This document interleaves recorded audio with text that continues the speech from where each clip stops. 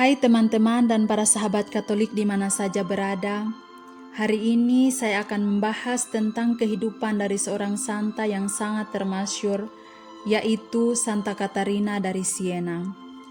Catarina adalah seorang wanita yang berasal dari Italia, tepatnya di kota Siena, terletak di Toskana, Italia Utara.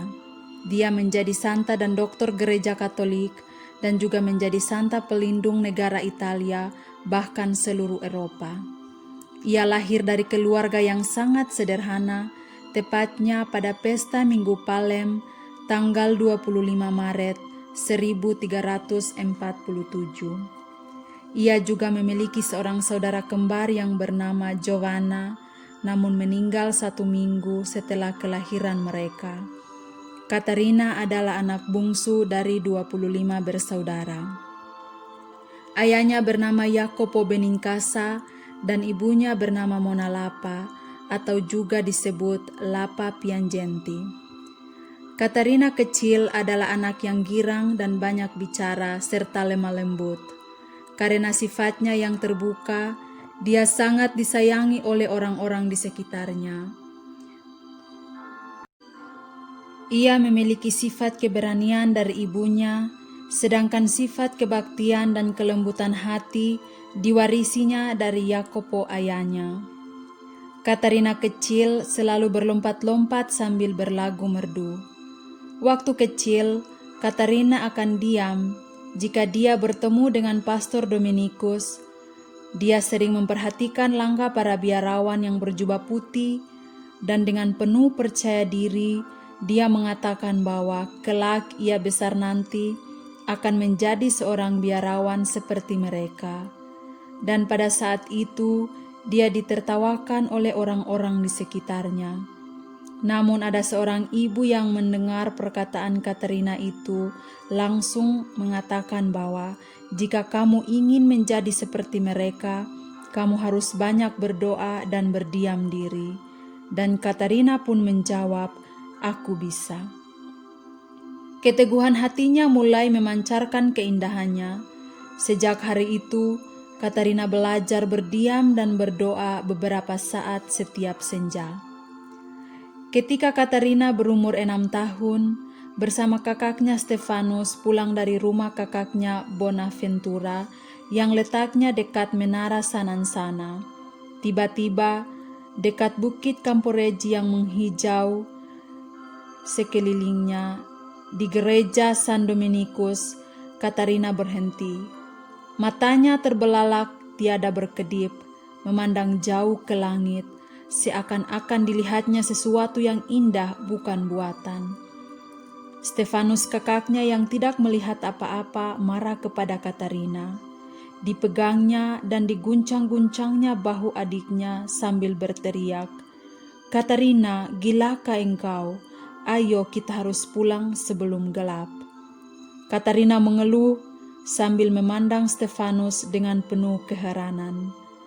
Bisiknya dalam hatinya, "Ah, sekarang hilang lenyap.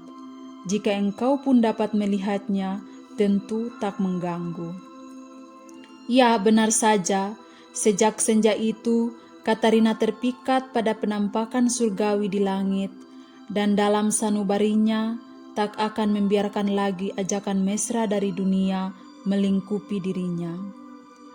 Pada suatu hari ketika ajakan itu hebat mengganggu kalbunya, pergilah Catarina di suatu tempat, yaitu di lembah Valle Piata, yang kaya akan bukit karang dan gua-gua yang terbentuk oleh tetesan air hujan yang meresap ke dalam batu karang kapur. "Ah, ini padang gurun tempat para pertapa tinggal," pikir Catarina sambil memasuki sebuah gua. Ia berlutut dan mulai berdoa hingga lupa segala sesuatu di sekelilingnya. Ketika Catarina sadar, matahari telah terbenam dan hari mulai gelap. Dia bergegas dan cepat-cepat pulang ke rumah. Dalam satu waktu, Catarina telah jera dengan hidup pertapa. Namun Catarina berjanji kelak tak akan menikah, hanya akan mengabdikan hidupnya dengan cara lain kepada Tuhan. Sejak hari itu juga, Katarina mulai berpantang, bahkan haram baginya makan daging. Kedua orang tuanya membiarkan saja Katarina melakukannya, hingga pada saat Katarina berumur 12 tahun, ibunya mulai mempengaruhi dia.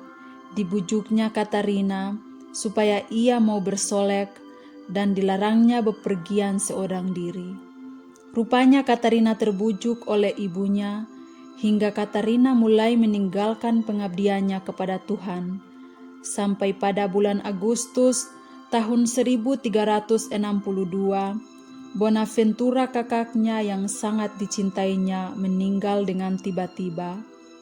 Dan pada saat itulah sadarlah Katarina akan ketidaksetiaannya akan tujuannya. Katarina sangat menyesali masa lalainya dan berjanji akan meninggalkan kehidupan duniawi yang telah mempengaruhi dirinya. Ayah dan ibunya menghendaki agar ia menikah dan hidup bahagia, tetapi Katarina hanya ingin menjadi seorang biarawati. Untuk menyatakan tekadnya, ia memotong rambutnya yang panjang dan indah. Ia ingin menjadikan dirinya tidak menarik. Orang tuanya amat marah dan jengkel dan seringkali memarahinya. Mereka juga menghukumnya dengan memberinya pekerjaan rumah tangga yang paling berat, tetapi Katarina pantang menyerah dan usaha kedua orang tuanya sia-sia karena Katarina menolak. Itulah untuk pertama kalinya gadis mereka berani membantah kehendak mereka. Pada akhirnya orang tuanya berhenti menentangnya, namun ibunya terus bersungut-sungut, "Akan kusuruh bekerja," hingga jerak si keras kepala itu. Namun ibunya salah sangka. Katarina bekerja dengan rajin sekuat tenaganya, dengan penuh hormat dan ramah tamah tiada batasnya. Sepertinya dia mendapatkan suatu kekuatan sendiri dan tetap teguh memegang pendiriannya. Akhirnya ayahnya lah yang membantunya, karena tak sanggup melihat Katarina makin pucat lagi kurus. Maka pada suatu hari dilarangnya Mona Lapa mengganggu Katarina. Biarlah anak itu menuruti dorongan kalbunya. Kita tidak berhak merintangi pergaulan yang suci itu. Malahan kita akan terberkati oleh doanya. Mona Lapa tidak menjawab.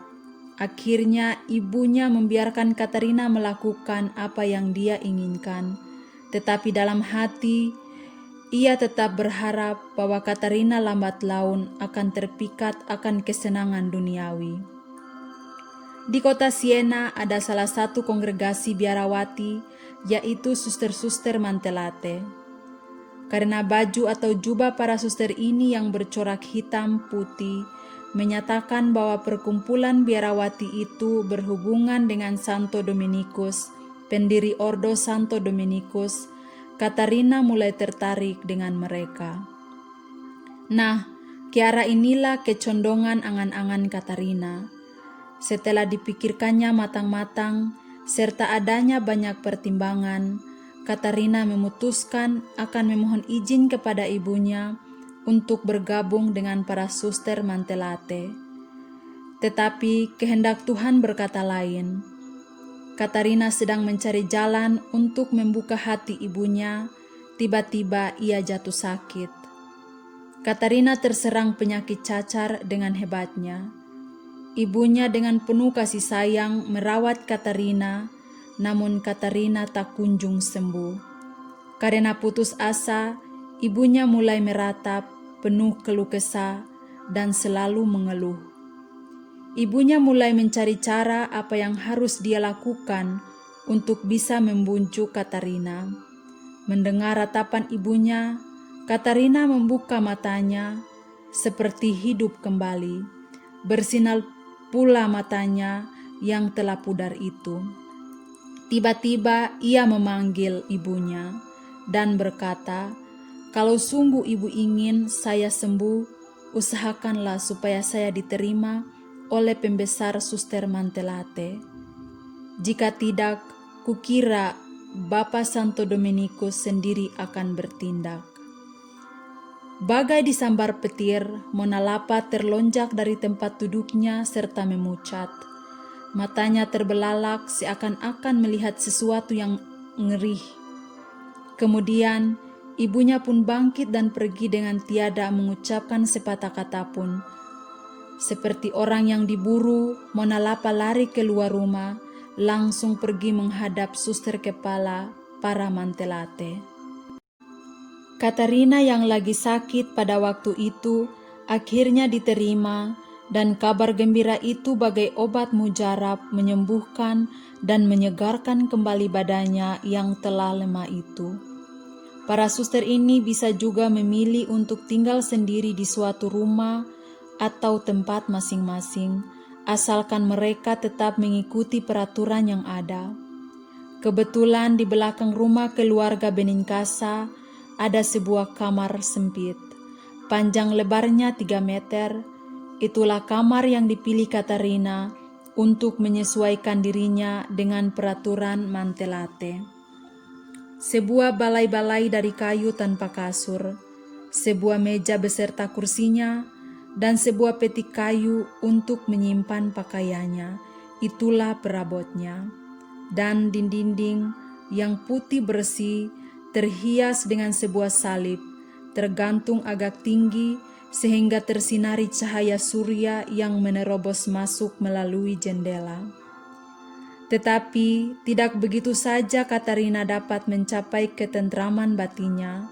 Memang sejak ia mengenakan seragam Mantelate, ajakan membisu dapat dilaksanakannya.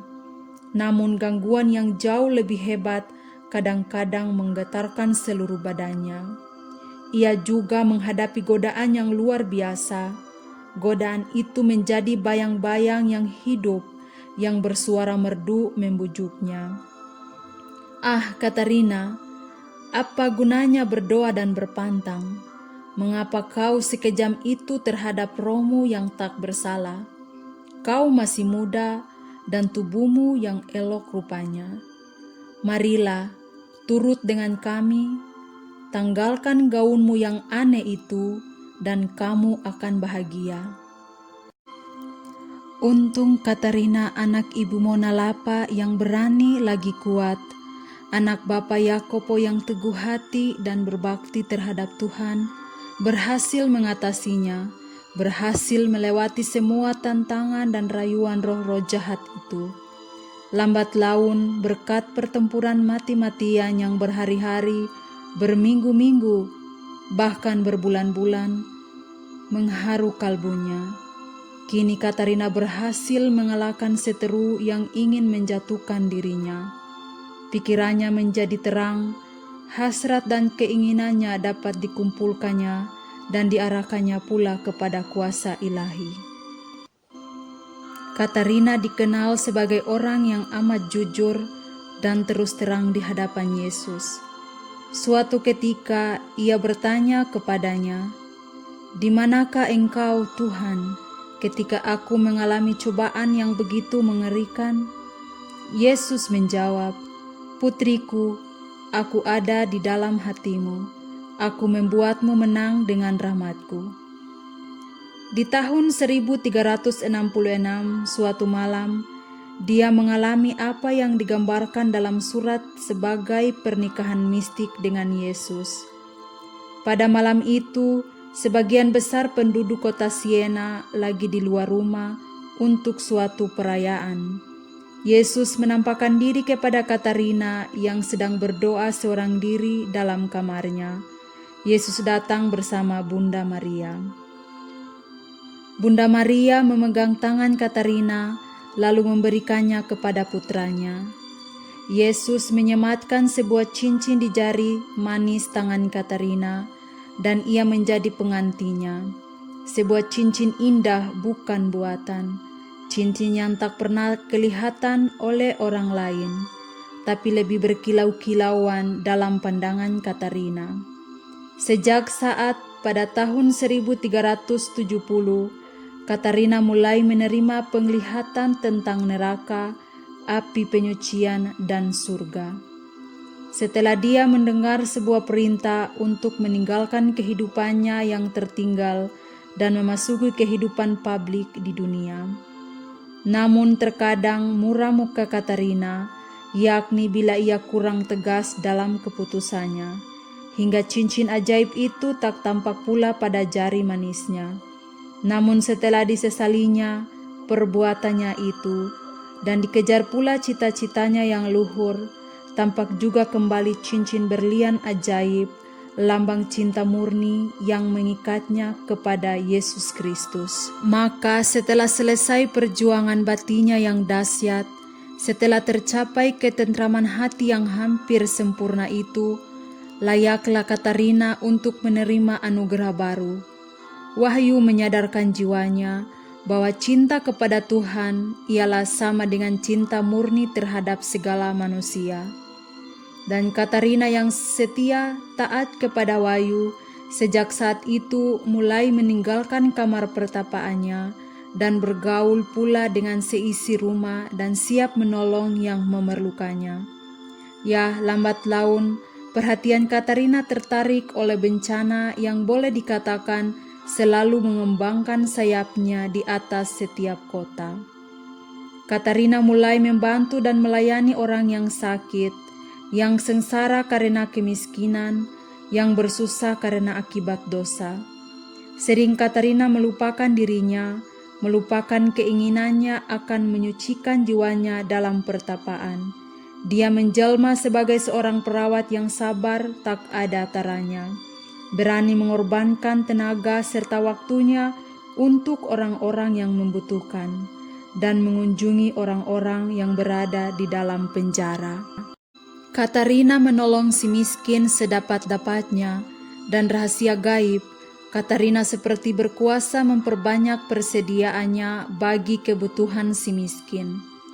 Wahyu yang seakan-akan tak undur lagi dari bisikan kalbunya mendidik Katarina sebagai seorang ibu rohani yang sangat bijaksana. Dengan mudah dia menyelidiki keadaan lahir dan batin. Dengan pandangannya yang tajam dan dengan segala pengetahuannya, berhasillah dia membebaskan orang dari belenggu dosa. Setelah kematian ayahnya, Yakobo orang yang cinta damai, pada bulan Agustus 1368, Katarina tak sanggup lagi tinggal di rumah keluarga Benincasa yang kini ramai oleh percekcokan. Katarina pindah ke rumah seorang mantelate yang bernama Lisa. Sementara itu, Wahyu terus-menerus jelas menerangkan kehendak Tuhan, tugas yang sebenarnya yang harus dia lakukan. Sering Katarina merasa takut hingga lelah juga bingung. Namun suara Wahyu itu tetap mendorong dan mendesaknya untuk tetap melayani. Akhirnya Katarina jatuh sakit, penyakit yang ajaib dan aneh. Sekonyong-konyong Katarina memuntahkan darah amat banyaknya, dan beberapa detik kemudian jantungnya berhenti berdenyut. Tetapi bapa pengakuannya, Fra Thomas, yang tahu betapa tinggi tingkat kemuliaan yang telah tercapai oleh Katarina, dipegangnya tangan Katarina dan diletakkannya di atas dadanya. Ketika itu juga darah berhenti mengalir, jantung Katarina mulai berdenyut kembali, dan ia membuka matanya. "Sembukah kau, Katarina?" tanya Fra Thomas. "Ah, untuk keselamatan jiwa manusia," keluh Katarina. Suara Wahyu terdengar pula nyata sekali. "Ayo Katarina, siaplah. Tinggalkan kota serta negerimu. Kau harus mengembara dari kota yang satu ke kota yang lain. Akan kuberkati perkataanmu dengan kejujuran tiada bandingnya. Kamu harus melaksanakan perintahku yang utama dan menjadi perantara antara pembesar gereja serta negara." Dan Katarina tunduk dan bergegas meninggalkan kota kelahirannya. Kepada ibunya dia menulis, "Jangan khawatir ibu, memang kita wajib mempersembahkan hormat dan hasil kerja kita bagi sesama manusia sebagai persembahan kita pada Allah yang Maha Tinggi. Katarina berhasil mendamaikan musuh dengan musuh, namun Katarina juga difitnah dan betapa sakit hatinya, bagai tersayat-sayat ketika dialaminya bahwa fitnah tersebut mendalam di pikiran orang. Kepala dari suster-suster Mantelate sedang menimbangkan apakah tidak lebih baik jika Katarina dibebaskan saja dari kaulnya. Tapi herannya Katarina berlaku seperti bisu dan tuli. Sekalipun ia tak membantah, ia makin teguh kepercayaannya atas perlindungan Tuhan. Dan kepercayaan itu tidak sia-sia. Satu persatu mereka tercekik oleh suara fitnah sendiri. Dan harum semerbak kesucian Katarina mewangi kemana-mana. Kata orang pada zaman itu, Katarina dapat menyelami lubuk hati setiap orang. Katarina hampir selalu berpuasa, hanya bersantapkan ekaristi. Sekali peristiwa, Katarina sedang sakit dan tak berdaya, ia pun pergi ke gereja, dan seorang pastor hendak menguji kesucian Katarina. Seperti biasa, pastor itu datang dengan membawa peralatan upacara, tetapi dengan hosti yang belum dikonsakrasi. Katarina tiada bergerak, tiada menyatakan hormatnya. "Mengapa?" demikian pastor tersebut bertanya kepada Katarina. Dengan pelan Katarina menjawab, "Kamu membawa roti dan bukan ekaristi suci kepadaku." Katarina memiliki koresponden mendetail dengan Paus Gregorius ke-11, juga meminta beliau untuk membentuk rohaniwan atau klergi dan mengatur negara gereja. Pada tahun 1373, seluruh dunia gugup gelisah. Rupanya tiada lagi terdapat makhluk yang tak akan memungkiri janji Tuhan. Rakyat melawan para pemimpinnya, hanya bayang-bayang bencana kejam meliputi dunia semesta. Pada masa itu, gereja mengalami banyak sekali masalah. Banyak pertikaian terjadi di seluruh Italia. Katarina mulai menulis surat-surat kepada para raja dan ratu. Ia bahkan datang menghadap para penguasa agar berdamai dengan Paus dan mencegah peperangan. Pada bulan Juni tahun 1376, dia pergi sendiri ke Avignon sebagai duta besar Florence untuk mencapai perdamaian dengan negara gereja, namun tidak berhasil. Katarina meminta Paus Gregorius ke-11 untuk meninggalkan Avignon, Prancis, dan kembali ke Roma untuk memimpin gereja. Ia mengatakan bahwa itulah yang dikehendaki Allah. Bapa Suci mendengarkan nasihat Santa Katarina serta melakukan apa yang dikatakannya.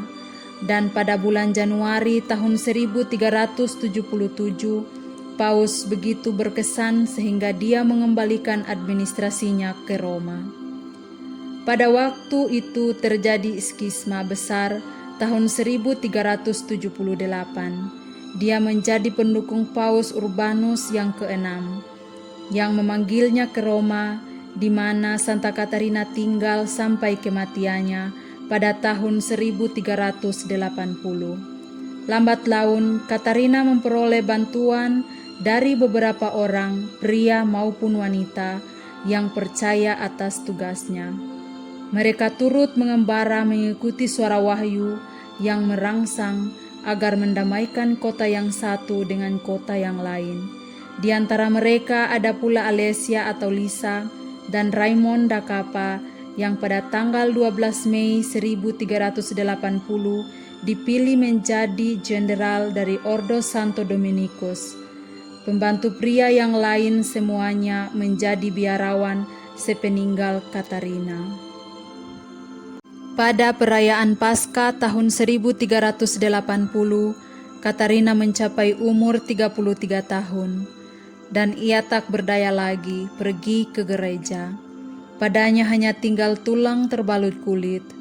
Beberapa minggu Katarina sakit dirawat oleh Lisa dan ibunya. Dan pada tanggal 29 April, tepat jam 12 siang, Katarina menghembuskan nafas terakhirnya. harum mewangi sekeliling jenazahnya. Dan meski jenazahnya itu 3 hari terbaring kaku, tetapi terlihat bagaikan orang yang hanya tertidur saja. Pada makamnya terjadi peristiwa yang mengherankan.